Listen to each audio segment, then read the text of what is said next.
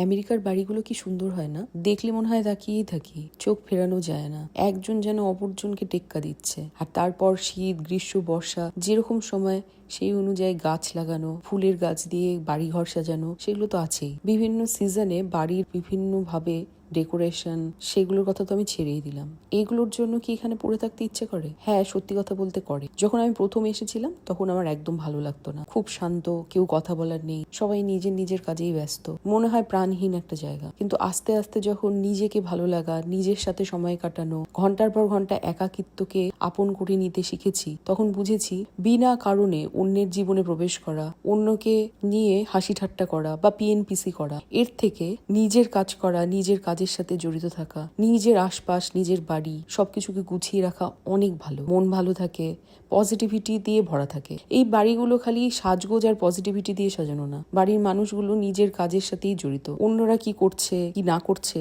সেগুলো নিয়ে এরা কমই চিন্তিত। এই ব্যাপারটা আমার বেশি ভালো লাগে। আমি আসলে ছোটবেলা থেকে সত্যি অন্যের বিষয়ে খুব একটা মাথা ব্যথা করতে পছন্দ করতাম না। বড্ড ঘর গুনেছিলাম। কেউ বেশি সমালোচনা করবে সেই ভয়ে ঘরের ভেতরে থাকতেই পছন্দ করতাম। আসলে এটা হওয়ার একটা কারণও আছে। মা বাবাকে সবসময় দেখেছি নিজেদের কাজে মন দিয়ে নিজেদেরকে আরো ওপরে গড়ে তোলার জন্য পরিশ্রম করে যেতে নিরন্তর। সেখান থেকেই হয়তো এটা শিখেছি। বাবা মা সবসময় এটাই বলতো, নিজের কাজে মন দে, নিজেকে আরো কত ভালোভাবে গড়ে তোলা যায় সেই দিকে মন দে। আমি এখানে এসে দেখলাম এটা সবারই মন্ত্র না। এখানে প্রত্যেকে এটাই তো ফলো করে। হয়তো কোনো আড্ডায় বা কোনো গ্যাদারিং এ ইচ্ছার বিরুদ্ধে হলেও অপ্রাসঙ্গিক হওয়ার ভয়ে এবং দল থেকে বাদ পড়ার ভয়ে একটু দুটো হাসি ঠাট্টা বা পিএনপিসি করেছি। তো বিশ্বাস করুন, একদম করবার ইচ্ছা ছিল না। হয়তো সেই কারণেই আগে যখন একাকিত্ব মনে হতো এই জায়গাগুলোতে, ঘন্টার পর ঘন্টা কোনো মানুষকে দেখতে পাওয়া যায় না, খালি ওই ডগিকে নিয়ে সকালবেলা করে মর্নিং ওয়াক বা কিছু লোকের জগিং, এইসব ছাড়া কিছুভাবেই দেখতে পাওয়া যায় না। বা দেখতে পাওয়া যায় হয়তো কিছু অফিস গোয়ারকে। এগুলো দেখতে